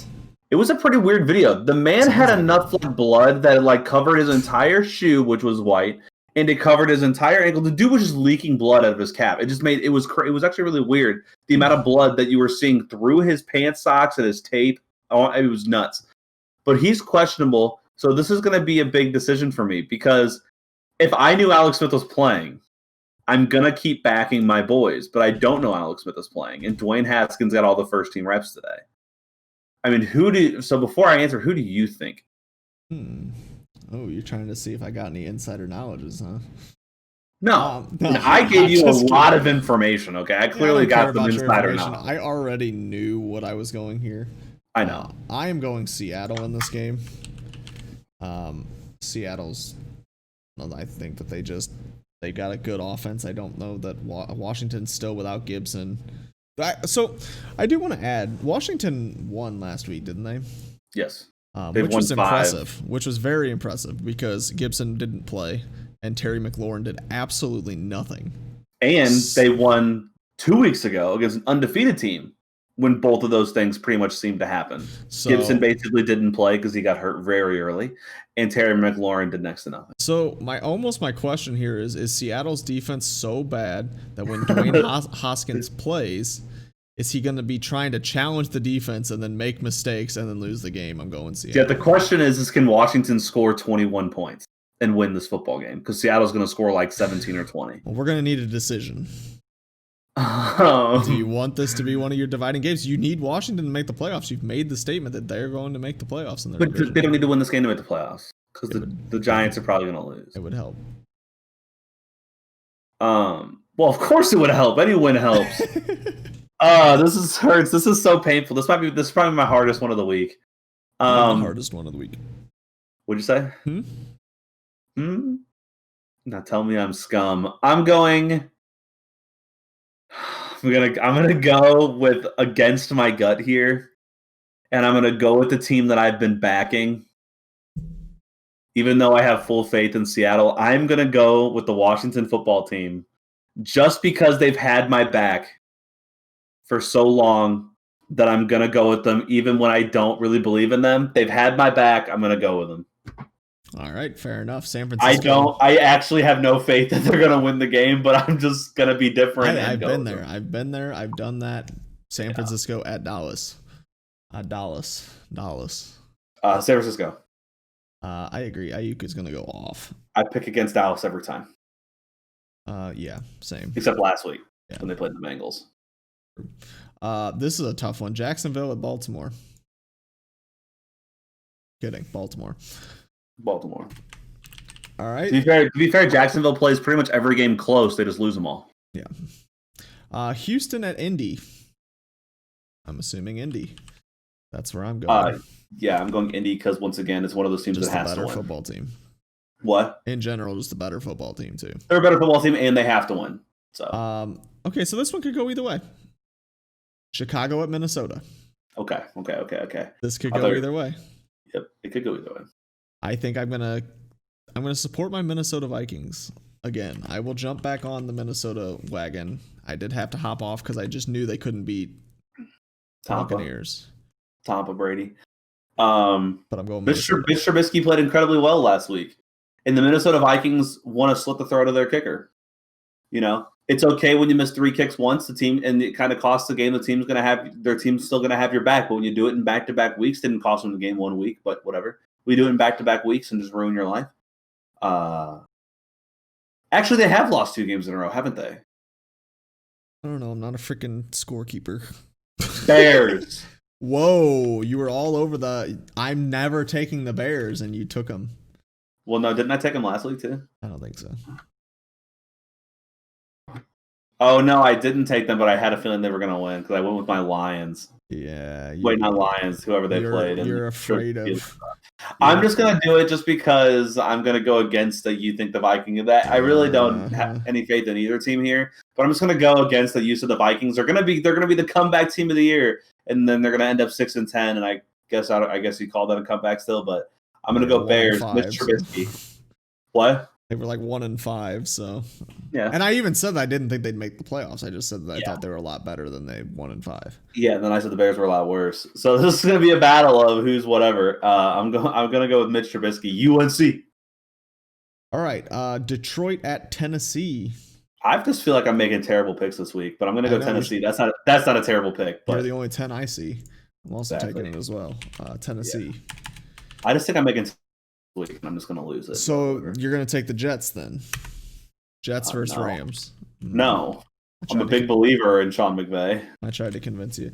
I am also taking the Rams. I need Cam Akers to go off. I thought you were starting the Ayuk over Akers, or you're starting Akers. I'm starting Akers and Taylor at running back and starting Ayuk at flex. And you're benching And I'm benching Josh Jacobs, yes. Okay. Which was tough because Josh Jacobs is a name. He did, but he played terrible. Yeah. Okay. But he's also dealing with an ankle injury and playing on Thursday night after playing terrible. Just don't feel it. Next. Philadelphia at Arizona. All right. This is an interesting one. Oklahoma quarterbacks. Yep.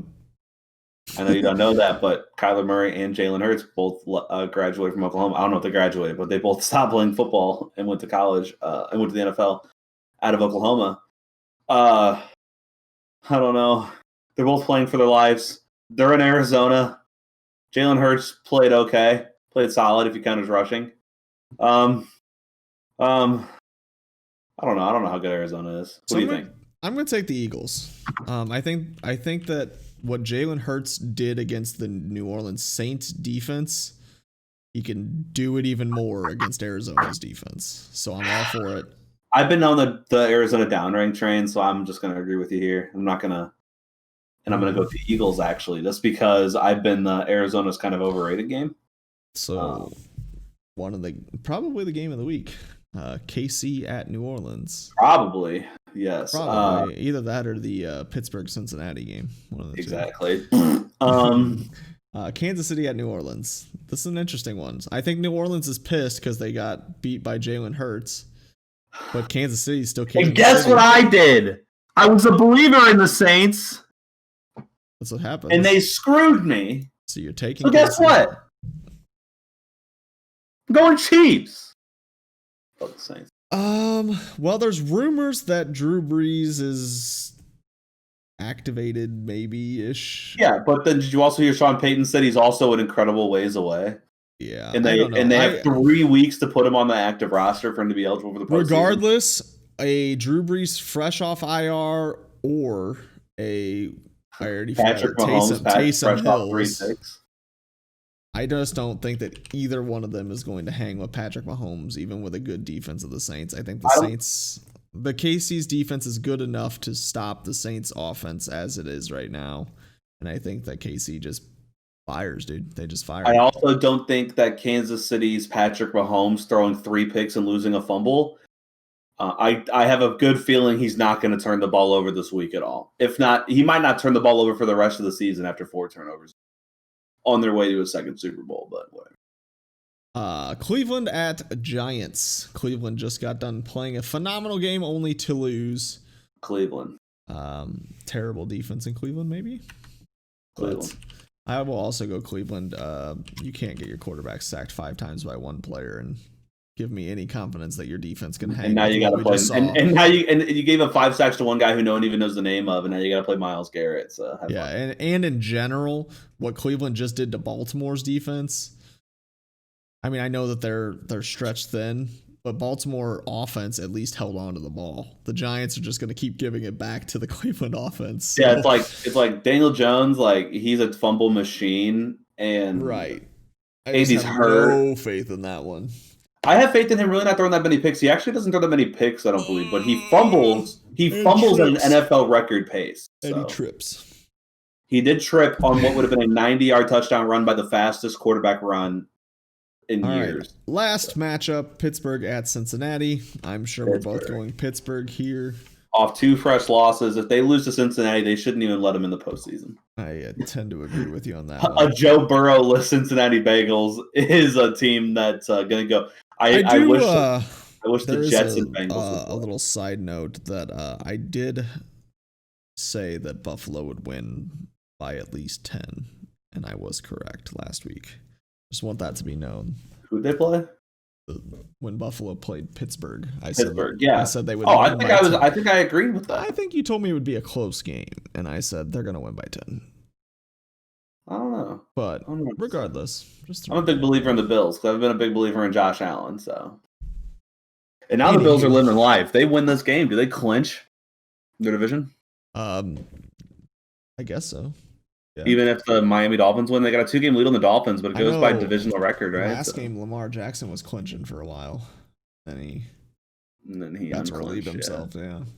So NFL playoff picture: the Chiefs and Packers get byes. The Saints have since lost their bye in that 1 week. Oof. In that bad loss to the Eagles. I mean, that's a huge loss. I mean, to lose your bye, that's a big deal. Because only one team gets a bye this year. Well, especially in football too, when injuries are so common, like you just that extra game can. It would have given an extra week for Breeze to recover from maybe I do think looking at the playoff picture, there's some really good matchups, man. There's gonna be some really good playoff games this year if that's the matchups. I mean, you got Steelers, Dolphins, Bills, Colts, Titans, Browns. I mean, those are all like maybe they're not the sexiest names, but those are all really good teams. Saints, Cardinals, Rams, Washington, Bucks, Seattle again, which they're playing this week, and that is once again. I mean, it'll be a boring game for most people, but I like that deep. I like lower scoring matchups in baseball and in football. I really do. Right. Sounds like a plan, and it sounds like football has come to an end on the Last Inning Touchdown podcast. So that means we're moving on to Overwatch League here on the Last Inning Touchdown podcast, lit podcast with my buddy Logan. Overwatch League, the roster news, not a whole lot. The Outlaws signed Juby. I don't even know who that is. Joby? Same. I don't know who that is. I don't know who that is. The New York Excelsior signed Yakpung and Bianca. Florida signs OGE, Slime, Checkmate, and then they bring back BQB and Gargoyle. And then they really did it all. My favorite sign is that Boston picked up Soon. Yes.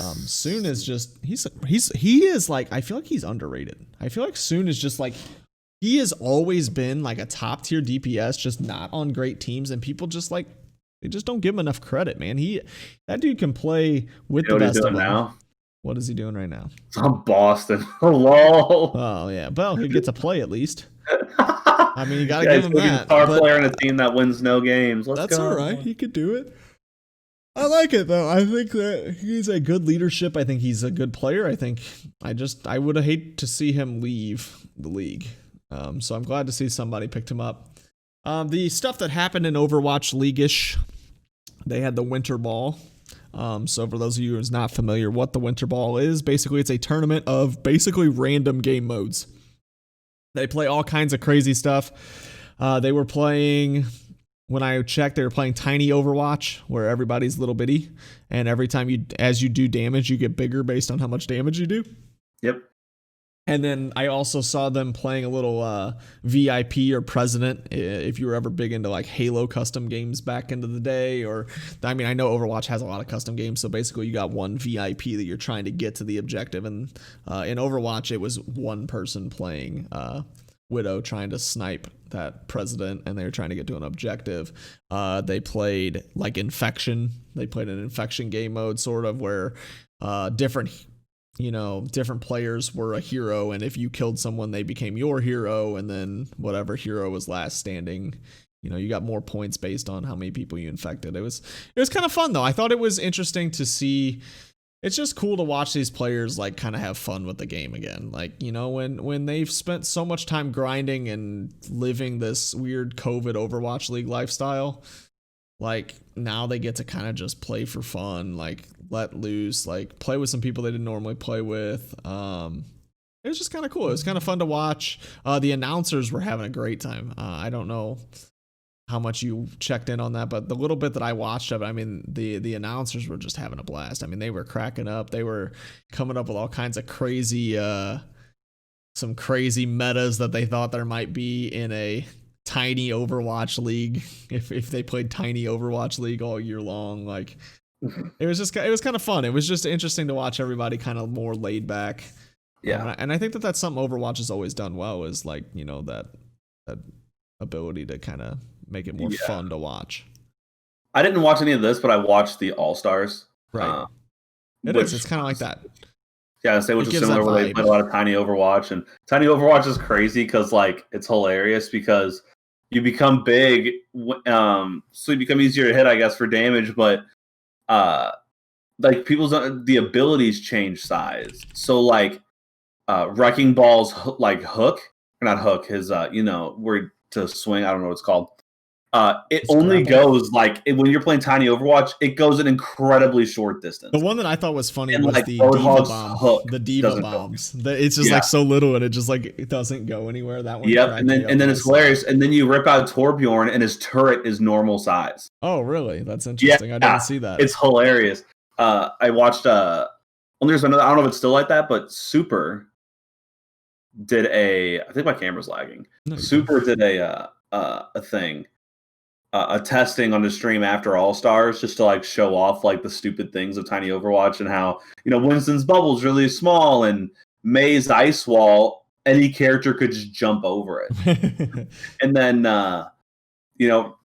Reinhardt's shield's hilariously like just useless, and then all of a sudden Bob is small, and then but Torb's turret is normal sized. So could you really imagine though trying to deal with Torb's turret if it was tiny? Like, how hard it would be to find it and destroy it. If everyone was tiny, that's true. Finding it would be funny. But I guess if everyone's tiny, I guess it would make sense. But once you became big, it'd be impossible. Yeah, it was just kind of funny though, like when like a Reinhardt would get really high in damage and he's like massive and everybody else is tiny. He's just swinging his hammer around trying to hit all these little tiny characters. Yeah, it was pretty funny to watch. I enjoyed it. It was a little different vibe to the Overwatch League. I don't know. I think that it's been slow lately for Overwatch League, so it's kind of nice to get something. I know I did text you when I turned on contenders, and I got a little scared that I turned it on, and so the first thing I see is May Bastion being played. And I was like, "What the heck am I turning on? What is the meta to this game right now?" And then I immediately responded with, yes. "Dude, you're watching Bastion, main. The dude is just a flanking Bastion." I didn't notice that at first, but so when at first glance, when you turn it on, you see May Bastion in a competitive game. You're like, "Oh no!" This is meta. I'm like, I'm not turning on Overwatch for a little while. Yeah, so it was May Bastion, and then it was also and then we were talking about how like sometimes contenders are like funny because yes, I made a joke that Frogger used to be in it, but and he said, yeah, Frogger's good, and I go, that's true, but he's really good at one character. Like you have a lot of guys that switch up the comps, mid game, and he can't do anything about it. But yeah, they would troll all the time. Yeah, it's quite funny. So I did see something slightly before we went live, and I think this is going to be very interesting for you.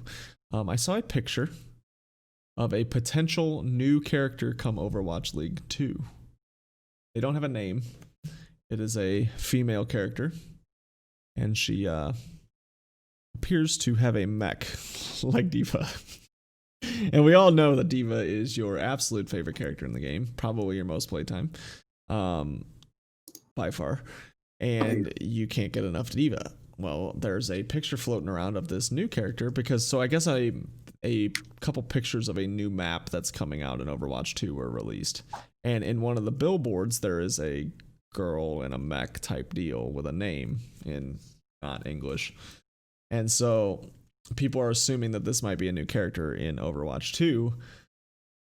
What will it take for this new character with her mech? And I'm assuming she comes out of her mech. What is it going to take for Logan Hulsman to play even 30 seconds of new D.Va? For those of you that don't know, I am a second prestige level 41, so I'm level 241 on Overwatch on PC. I opened my game. And I am like a level 80 on PS4 when the game originally came out, and I bought it for PS4 instead of PC because I didn't have a good PC.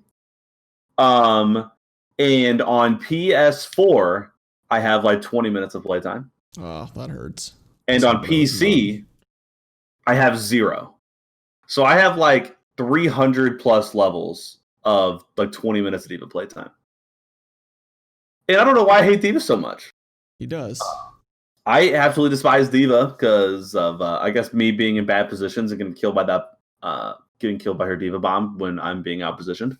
But another mech character, I don't really care. It doesn't really matter to me. I don't even think I actually like playing against D.Va if I'm DPS because just farm ults. But but what's it going to take for you to play her? What do you? D.Va at this point, it doesn't even matter. I don't even think I even care to hate her that much anymore. But I'm just committed at this point. There's no chance I can play her. So you won't play D.Va, but you might play this new D.Va. Yeah. Even though it's maybe essentially the same character. So what's interesting about this image, I'm sure they won't be anywhere near the same character. What's interesting about this new, we're going to call her D.Va 2 for the night. D.Va 2, new D.Va-ish character.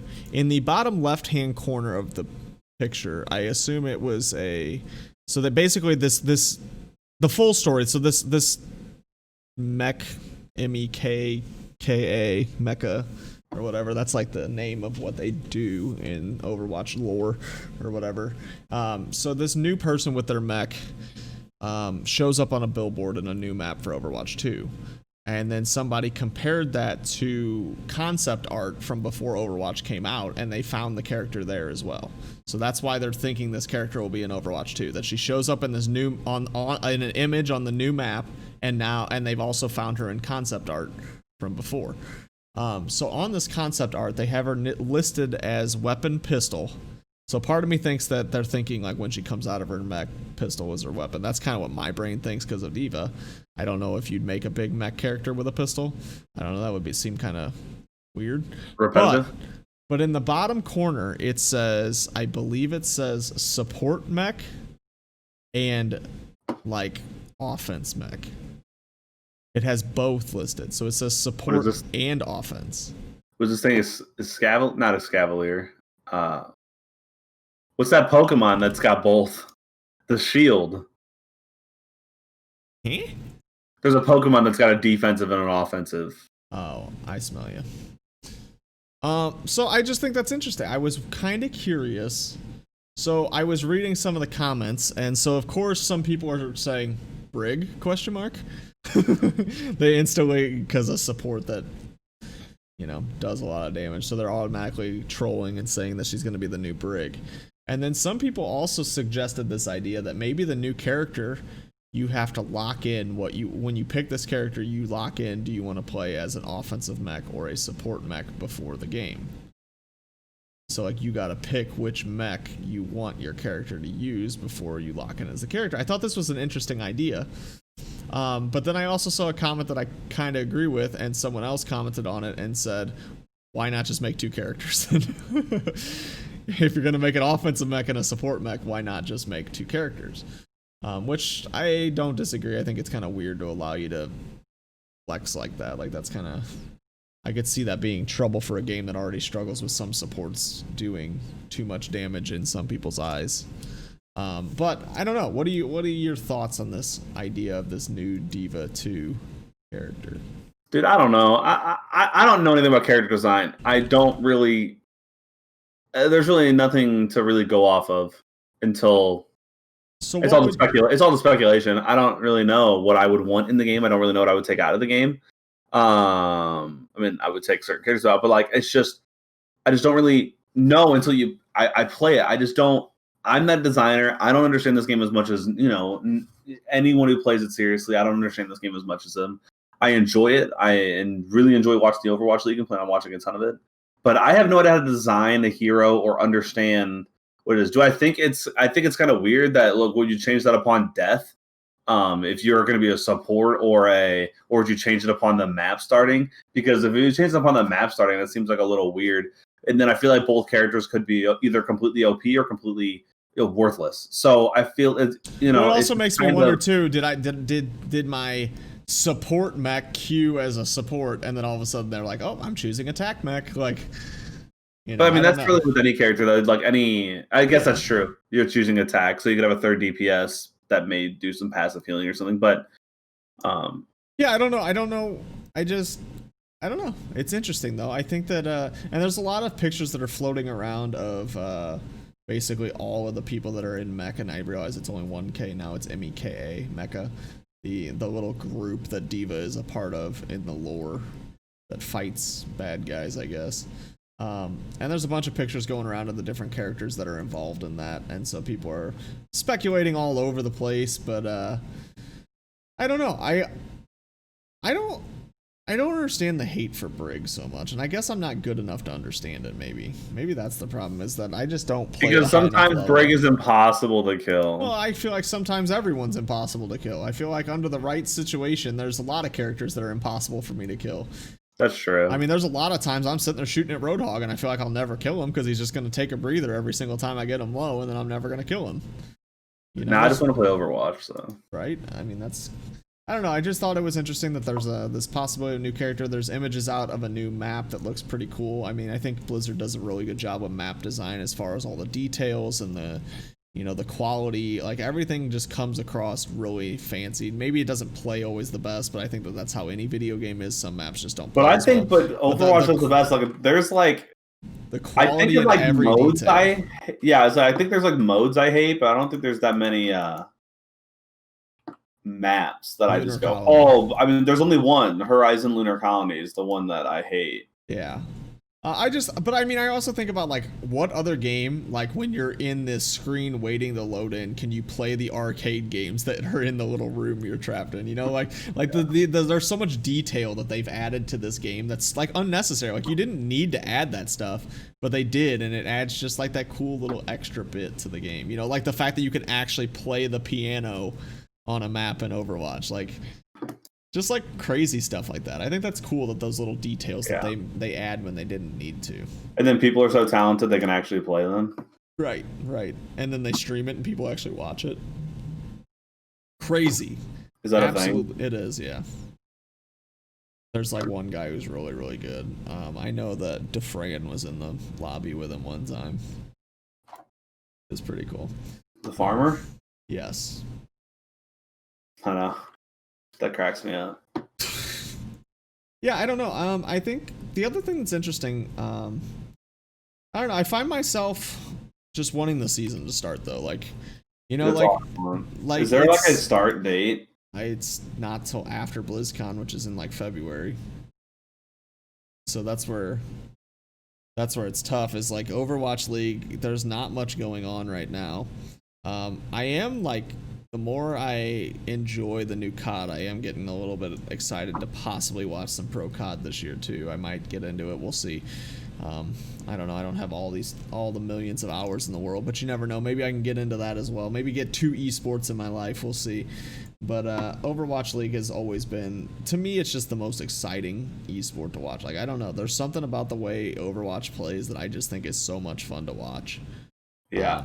Even at times when I don't really like, I don't know. Like I finished out my placement games for DPS the other night, and like I remember playing the last 2, and I got off, and I was just like, God, I don't even want to play Overwatch. Like, and it wasn't anything that, it wasn't Overwatch's fault. I didn't play well, and I like got off, and I was just like, God, that sucked. Like, I didn't enjoy that at all. Did you place poorly or did you place fine? I placed like 1860 something. But I was just like, I got off, and I was just kind of like, man, that sucked. It wasn't fun. I didn't play well. But like, I'm sure you get off a COD sometimes and go, man. Right, absolutely. It happens well. with every game. But what I'm getting at here is, no matter like how much I want to or don't want to play Overwatch, like I still really enjoy watching it. Like, I find myself still wanting to watch it, despite the fact that maybe I haven't been playing it as much as I'd like, but I still want to watch it. Like, I don't know. It's an esport that to me is actually entertaining and fun to watch, and I think the commentators do a good job. Absolutely. Contenders has some pretty good commentators as well. I've watched a little bit of that more recently. The problem I have with Contenders is, like, as much as like Overwatch League, there's quite a few players that I really don't know anything about, and then I go to Contenders and it's like I literally know nothing. Like, I don't know the teams, I don't know any of the players, I have no idea what I'm watching. Elemental Mystic. Yeah, they're not even a team anymore. Oh, they're not? And they're Element Mystic, but yeah. Oh, they're Elemental, dude. I don't know. You're Elemental, but yeah, I don't know. Yeah, they're like not putting together a team this year or something. I don't know. That's what I read. But yeah, I'm excited to get Overwatch League going when that eventually happens. But right now, it's kind of like the offseason kind of like drawing on, and you're just kind of like, all right, like something happened. I want to watch. You know, you can only watch so many highlight videos before you just want to see the real thing. True. Yeah. I don't know. You got anything else you want to add to Overwatch before we sign off on the Overwatch section here?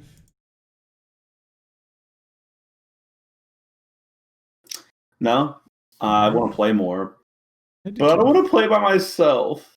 But I want to play more, but I also don't at times. I do want to get the new stuff for the winter skins. I do like those, so I do need to get on and start doing that. But with that being said, we are done here with the Last Inning Touchdown podcast. Thank you so much for watching. We really do appreciate your support.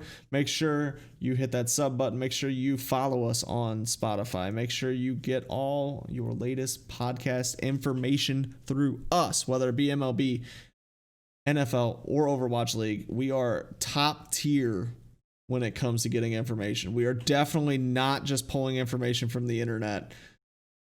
We are, but we're doing it for you, so you don't have to. So come listen to our beautiful voices. Enjoy the podcast. We will see you guys. You get a week's worth of info in 45 minutes per segment.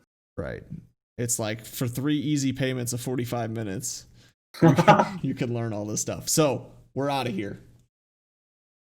Bye. Bye.